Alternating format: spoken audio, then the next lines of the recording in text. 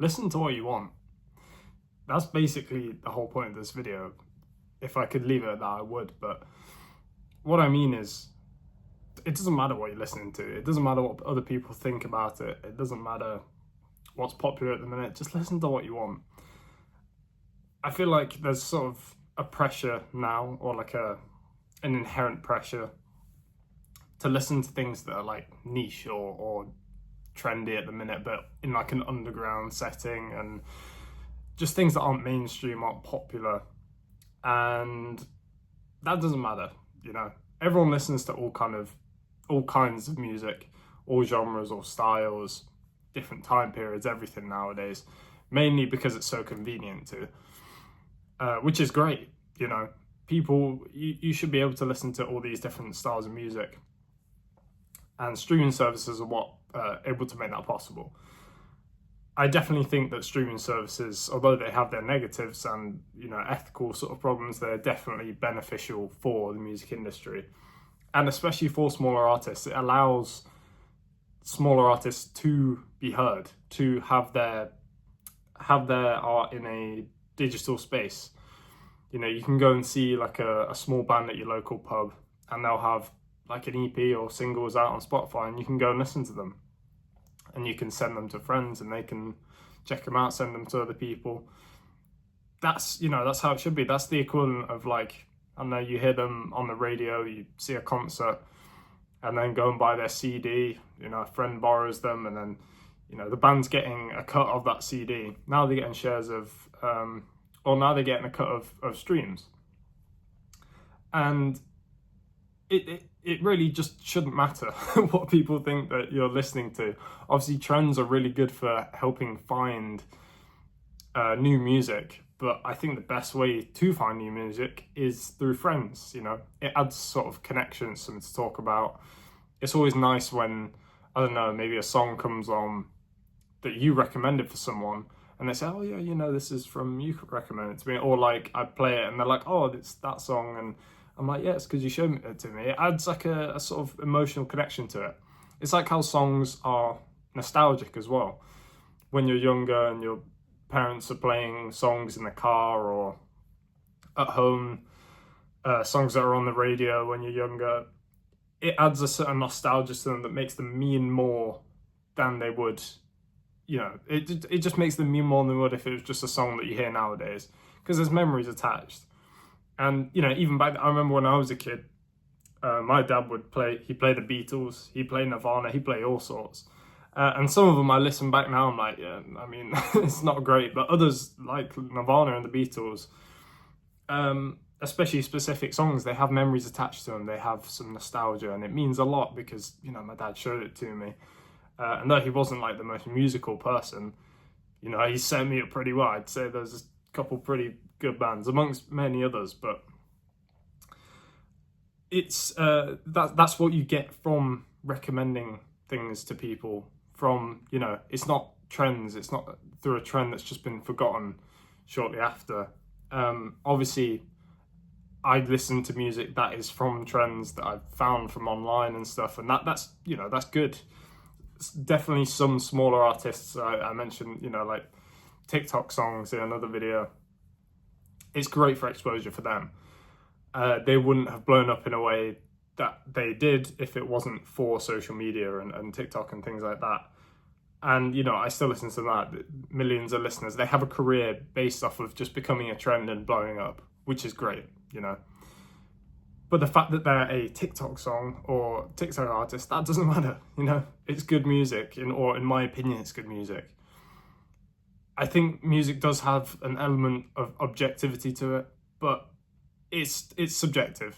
It's an art form, and all art is subjective. It has your interpretations. And so if, you know, one person says, you know, oh, why'd you listen to them? Like, they're just popular, I don't like them. It doesn't matter what they think, because you have your own experiences and you have your own interpretation of this music. I don't listen to Taylor Swift. I don't listen to, like, you know, just generally pop music, but she's got like 60, 100 million, whatever, listeners for a reason, you know. People clearly find relatability in her music. They gain a lot out of it.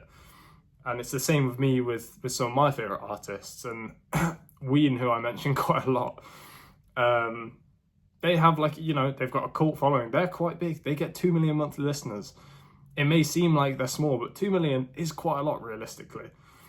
Other sort of, you know, I have more sort of musical inspirations such as like Animals as Leaders. They only get 250,000, which in that sphere is quite a lot, but in the grand scheme of things, it's not really. And, you know, people can think, oh, you know, oh, that's niche, it's cool, whatever. They're one of the biggest names in their spheres, but in the grand scheme of things, it's not for everyone. But it shouldn't matter how many listeners people have realistically. As long as someone's getting heard in any way, you know, one listener is just enough. That's enough to be heard. People will, and artists will have different sort of ways of measuring success. Success is individual, and, you know, so is failure, I suppose. But you can look at artists that do have these millions of listeners and think, wow, you know, that's really successful. Or I'm saying, you know, 250,000 is a lot. It is. That's loads. You know, if suddenly I woke up the next day and, you know, I randomly had 1,000 listeners on whatever, or views or anything, that means, you know, a lot. And for these artists that have sort of like hundreds of thousands, which, you know, may be seen as niche or whatever, that's a lot realistically. And it's up to us as an audience to get these artists heard and to, you know, spread their music through word of mouth or through online spaces, because the audience has the power realistically. We're the consumers. We are that number. We are that number that contributes to how we sort of artificially measure their success through the amount of listeners that they have or fans. And we hold the power, so why not use it? You know, why not send songs to friends? I know when I drive to and back from uni, like different houses, it's about a 2.5 hour drive, which, you know, is a decent amount of time. I'm going to want to listen to some music. So I'll ask friends, like, can you send me an album or two that I, you know, you might think I like, or maybe that you just like and I, you know, want people to know about. And I'll listen to it. I've heard some great ones recently that I wouldn't have otherwise. It's just through sort of natural curiosity and, you know, just wanting to hear what friends are listening to. I'd not heard of either of these, or maybe I'd heard a few songs and want to find out more. But, you know, it shouldn't matter what you're listening to or who or for how long for as well, you know, like Spotify Wrapped, it's all like the amount of minutes and everything. Some people consume music differently. And, you know, a top 5 artists, what does that matter? Everyone listens to, you know, hundreds if not thousands of songs and artists on the daily realistically. So, you know, combining it down to a small 5 is so, like, you know, and everyone's like, oh, it's not got my record player sort of things and all that. It's like, okay, well, whatever, you know, you're listening to it for you. And, you know, if you want things to be heard that you're listening to, tell people about it, you know, post it on social media and just talk about music, and that's all that matters. It doesn't matter who you're listening to. So yeah, that's it.